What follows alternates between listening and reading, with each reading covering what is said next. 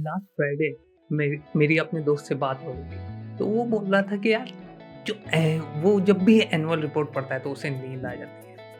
And I was like, भाई ऐसा क्या पढ़ लिया तूने एनुअल रिपोर्ट में? देन ही वाज लाइक कि भाई मैं एक एक पेज एंड एक एक सेंटेंस को अच्छे से पढ़ता हूँ। मैं हंसने लगा तो वो बोला, यार भाई तू हंस क्यों रहा है? तो मैंने बोला, भाई ऐसा नहीं होता।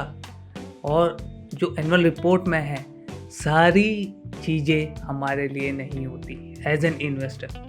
सो मैंने उससे कहा उसमें कुछ ही मेन सेक्शन होते हैं जो काफ़ी इम्पोर्टेंट है, जो पढ़ने काफ़ी ज़रूरी है। तो इस वीडियो में हम उन पॉइंटों के बारे में डिस्कस करेंगे और वो कौन कौन से पॉइंट हैं मैं उनको बताऊंगा आपको। Hey friends, welcome back to my channel. My name is Abhishek. If you are new to this channel, we created videos around how we can analyze a company and how we can start investing and find our first company to invest on.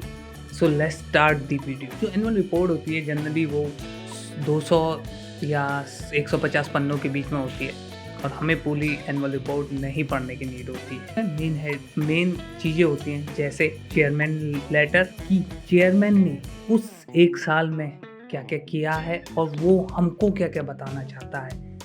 It can be around it will be around business and business से related चीज़ें, और वो काफ़ी important होता है क्योंकि इस letter से हमें पता लगता है कि चेयरमैन क्या सोचता है, उनकी क्या थिंकिंग प्रोसेस है और वो किस तरीके से बिजनेस को देखते हैं। देन सबसे इम्पोर्टेंट होता है जो इसमें उसे कहते हैं मैनेजमेंट डिस्कशन।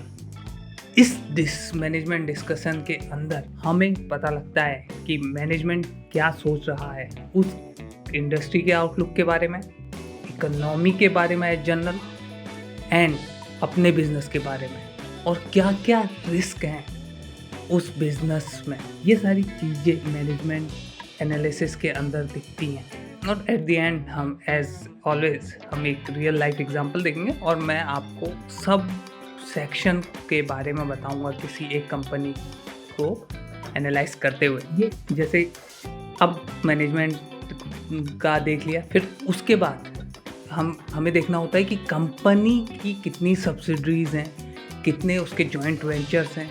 ये सारी चीज़ें आपको एक पर्टिकुलर सेक्शन में मिल जाएंगी। एंड सेम हमें देखना होता है कि शेयर होल्डर पैटर्न्स, कौन कौन की मेंबर्स हैं, कंपनी का कॉर्पोरेट स्ट्रक्चर क्या है और उन की मेंबर्स के पास कितने स्टॉक्स हैं और उस कंपनी में कितने लोगों ने या कितने इंडिविजुअल आफ्टर प्रमोटर्स इन्वेस्टेड है और कितने इंस्टीट्यूटों ने भी इन्वेस्ट किया है। ये सारी चीज़ें हमें एक एनुअल रिपोर्ट में मिल जाती है।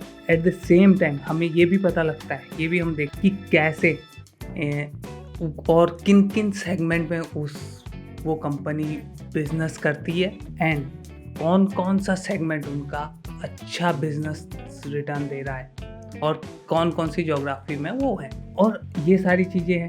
फाइनेंशियल स्टेटमेंट दो तरीके के होते हैं, स्टैंडर्ड और कंसोलिडेटेड। हम हमेशा कंसोलिडेटेड में फोकस करते हैं क्योंकि इसके अंदर हमें कंपनी में जो भी सब्सिडरीज हैं उनका भी, सब्सिडरीज जॉइंट वेंचर जो भी है, उन सब का डाटा एक साथ मिल जाता है। और इनके बारे में आप हमारे प्रीवियस वीडियोस में देख सकते हैं कि कैसे हम फाइनेंशियल स्टेटमेंट को देखते हैं, एनालाइज करते हैं, like cash flow, profit and loss statement and balance sheet. And इसमें एक बहुत इंपॉर्टेंट सेक्शन होता है जिसे कहते हैं ऑडिटर रिपोर्ट। वो इंडिपेंडेंट ऑडिटर होते हैं, उनकी रिपोर्ट सबसे इम्पॉर्टेंट चीज़। पहले तो ये देख लो कि यार भाई वो जो ऑडिटर रिपोर्ट है वो कौन सी कंपनी के द्वारा साइन की गई है और कौन इनके ऑडिटर हैं। जनरली बिग फोर होते हैं, KPMG, डेलॉयट और ये जो बड़े बड़े नाम हैं जनरली वो होते हैं। तो मेक श्योर करो कि बिग फोर कंपनियाँ हो। एंड जो ऑडिटर रिपोर्ट है उसमें देखो कोई ऑडिटर ने कोई कंसर्न तो नहीं उठाए हैं, कोई रिस्क तो नहीं है कंपनी के रिगार्डिंग। ये सारी चीज़ें हमें एक एनुअल रिपोर्ट में देखनी पड़ती है। ये AHL लिमिटेड की एनुअल रिपोर्ट है ये मैंने कहाँ से डाउनलोड किया मैं आपको दिखाता हूँ। हम गए EHL लिमिटेड की वेबसाइट और इन्वेस्टर सेक्शन के अंदर एनुअल रिपोर्ट है, वहाँ जाएंगे। वहाँ एनुअल रिपोर्ट है उस पर्टिकुलर ईयर के लिए, वहाँ से हम डाउनलोड कर सकते हैं। डाउनलोड हो गई। अब देखते हैं क्या क्या चीज़ें हमें देखनी है और क्या क्या चीज़ें हमें स्किप करनी है। ये इंडेक्स है और ये बगल में कंपनी ने फाइनेंशियल हाईलाइट दे रखे हैं। इसको स्किप ही करने में फ़ायदा है क्योंकि कंपनी यूजुअली वो चीज़ें इसमें मेंशन करती है जो उस कंपनी ने उस साल अच्छा किया है या अचीव किया है, तो इसको स्किप करने में फ़ायदा है। और एट द एंड आप फाइनेंशियल रिपोर्ट्स में जाके कंपनी की फाइनेंशियल कंडीशन देखेंगे। तो ये सारी चीज़ें, ये इंडेक्स है। अगर आप किसी पर्टिकुलर सेक्शन में जाना चाहते हैं और सेक्शन को स्किप करके आप यहाँ से जा सकते हैं। अब कंपनी ने अपनी हिस्ट्री के बारे में बता रखा है। ये इससे हमें पता लगता है इस सेक्शन से कि कंपनी की हिस्ट्री क्या है, वो उनने कैसे बिजनेस स्टार्ट किया था और धीरे धीरे वो कैसे ग्रो हुए थे। जैसे EHL लिमिटेड का जो पहला होटल जो उनने एक्वायर किया था वो शिमला में किया था 1934 में। देन 1938 में ग्रैंड कोलकाता, एंड उनने फर्स्ट फ्लाइट केटरिंग जो अपनी स्टार्ट किया था वो 1957 में किया था।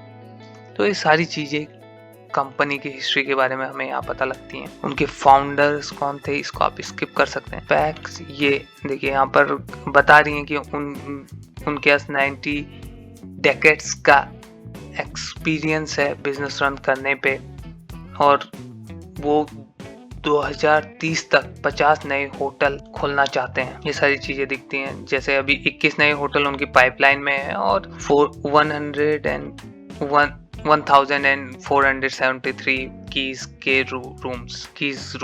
ये इसे भी आप छोड़ सकते हैं, ये भी कोई उतना इम्पोर्टेंट नहीं है। ये इम्पोर्टेंट है, ये सेक्शन वो बता रहे हैं कि उनकी जो बिजनेस प्रेजेंस है वो कहाँ पर है। ठीक है, उनके पास टोटल रूम्स हैं 3732 और जो कहाँ है वो सारी चीज़ें उनने यहाँ पर लिखी हैं। जैसे उनके पास दो मेन ब्रांड है। पहला द ओबरॉय, उसके जितने इंडिया में होटल्स हैं और जो भी इंटरनेशनल है, और दूसरा ब्रांड ट्राइडेंट है उसके बारे में, और तीसरा भी एक ब्रांड है बट ये इतना बड़ा नहीं है। ये सारी चीज़ें आपको पता लगती है, इसे आप स्किप कर सकते हैं ये सारे। और ये chairman message, executive chairman message, ये काफ़ी इम्पोर्टेंट होता है। जैसे इस कंपनी के जो एग्जीक्यूटिव चेयरमैन है वो विक्रम सिंह ओबरॉय हैं। वो बताएंगे कि क्या क्या इस कंपनी ने इस साल अचीव किया है और क्या क्या चीज़ें हैं। ये सारी चीज़ें देखिए, सेक्टर के बारे में, स्ट्रेटेजिक एक्सपेंशन और ग्रोथ प्लान बताया उनने, आउटलुक बता रखा है सेक्टर के बारे में, इंडियन हॉस्पिटैलिटी सेक्टर के बारे में सारी चीज़ें उनने बताई हैं। ये भी इम्पोर्टेंट होता है। ये MD एंड CEO हैं, वो क्या बोलना चाहते हैं और क्या उनके फ्यूचर प्लान है और क्या सारी चीज़ें हैं। जैसे मैंने कुछ चीज़ें हाईलाइट की हैं क्योंकि मैं इस कंपनी को एनालाइज कर रहा था, तो ये सारी चीज़ें मैंने हाईलाइट कर रखी हैं। ये चीज़ें देखनी ज़रूरी होती हैं। इस पार्ट को आप स्किप कर सकते हैं क्योंकि ये आप एट द एंड देखेंगे, ये भी नहीं। ये उनका डिजिटलाइजेशन के बारे में, आप इसको स्किप कर सकते हैं बेसिकली। ये इम्पोर्टेंट है जिसमें वो बता रहे हैं कि उनके पास कौन कौन से ब्रांड हैं और वो कौन कौन से अदर बिजनेस में है। ये भी इम्पोर्टेंट होता है एक कंपनी के बारे में हमें जानने के लिए कि कंपनी कहाँ है, कौन कौन से और बिजनेस हैं। जैसे इनके दो मेन ब्रांड है, Oberoi hotels and Trident hotels, and साथ ही और अदर बिजनेस हैं जैसे flight catering, airport services, AVS India और भी इंस्टीट्यूशन वगैरह। ये सारी चीज़ें आपको इसमें देखने को मिलती हैं। इन सब चीज़ों को आप स्किप कर सकते हैं। ये इम्पोर्टेंट है कि बोर्ड ऑफ डायरेक्टर्स कौन कौन है। जैसे आप देख पा रहे हैं अर्जुन सिंह ओबरॉय हैं, नीता मुकेश अंबानी भी एक बोर्ड ऑफ डायरेक्टर हैं इस कंपनी में। तो ये चीज़ें भी इम्पोर्टेंट होती है देखनी। ये डायरेक्टर रिपोर्ट्स है, आप इसको स्किप कर सकते हैं। ये काफ़ी इम्पोर्टेंट होता है। Management discussion and analysis, one of the important thing हमने पहले डिस्कस किया है। इसमें जैसे ग्लोबल इकोनॉमी के बारे में कि इकोनॉमी कैसी चल रही है, उसके आउटलुक, फिर इंडियन इकोनॉमी के बारे में कि वो एज एन मैनेजमेंट ये लोग क्या देखते हैं इंडस्ट्री का आउटलुक की जो हॉस्पिटैलिटी इंडस्ट्री है वो कैसे ग्रो कर रही है, क्या क्या चैलेंजेस हैं, और ट्रेंड्स, कौन कौन से नए ट्रेंड्स चल रहे हैं इंडस्ट्री पे। लाइक स्पिरिचुअलिटी पे ज़्यादा फोकस है, ग्रोथ पे, वेडिंग और राइजिंग बिजनेस ट्रैवल, ये सारी चीज़ें, और ये काफ़ी इंपॉर्टेंट होती हैं देखनी। और रिस्क मैनेजमेंट, क्या क्या रिस्क हैं और उनके रिगार्डिंग क्या कर रहे हैं, ये चीज़ें भी इंपॉर्टेंट है देखनी। मैनेजमेंट डिस्कशन लगभग पूरा आपको पढ़ना चाहिए।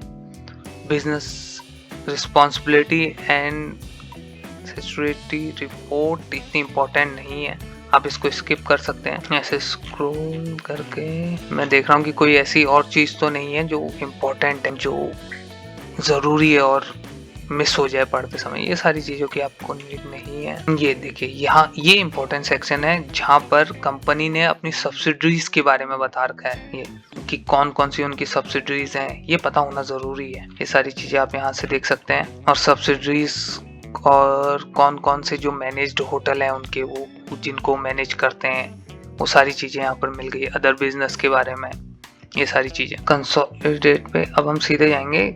कंसोलिडेट रिपोर्ट में हम ऊपर गए। अब कंसोलिडेटेड रिपोर्ट, ये काफ़ी इम्पोर्टेंट है कि इंडिपेंडेंट जो ऑडिटर हैं वो क्या उनने ऑब्जर्व किया, उनका क्या ओपिनियन है कंपनी को लेके, और क्या कोई कंसर्न तो नहीं है कंपनी के रिगार्डिंग जो ऑडिटर ने इस उठाए। ये सारी चीज़ें ये काफ़ी इम्पोर्टेंट होता है। और आप यहाँ पर देख सकते हैं जैसे ये डिलॉयट इस कंपनी का ऑडिटर है, ये काफ़ी इम्पोर्टेंट है ये चीज़ देखना। आपको ये पता होना चाहिए कि कोई छोटा मोटा ऑडिटर तो उस कंपनी को ऑडिट नहीं कर रहा है, वो गलत चीज़ नहीं है, बट अगर कोई बिग 4 कंपनी उस कंपनी को ऑडिट कर रही है तो उससे आपका भरोसा और स्ट्रॉन्ग हो जाता है कंपनी के फाइनेंशियल स्टेटमेंट्स में कि जो इनने किया है वो सही होगा, क्योंकि वो अपना नाम नहीं खराब करना चाहेंगे। तो ये काफ़ी इंपॉर्टेंट है ये सारी चीज़ें। और इसके बाद जो भी फाइनेंशियल स्टेटमेंट होते हैं, आप balance sheet, profit and loss statement and cash flow उसके बारे में। और अगर जैसे रेवेन्यू है, अब रेवेन्यू में आप देखना चाहते हैं कि ये जो रेवेन्यू है इसका जो ब्रेकडाउन है वो कहाँ है, आप नोट 32 में जाएंगे और आपको ब्रेकडाउन मिल जाए। और अगर आपको देखना है कि कैसे कंपनी ने अपने कैश को हैंडल किया है और क्या क्या कैश फ्लो है, वो भी आप कैश फ्लो स्टेटमेंट में देख सकते हैं। ये सारी चीज़ें हैं जो आपको एक एनुअल रिपोर्ट में पढ़नी होती है। कहाँ ये 200-300 पन्ने की रिपोर्ट होती है, आपको केवल कुछ ही चीज़ें जो इम्पोर्टेंट है जो हमने डिस्कस की वही चीज़ें देखनी होती हैं। और इन सब चीज़ों को अगर आप बारीकी से देखेंगे तो आपको एक कंपनी के बारे में काफ़ी अच्छा आइडिया हो जाएगा।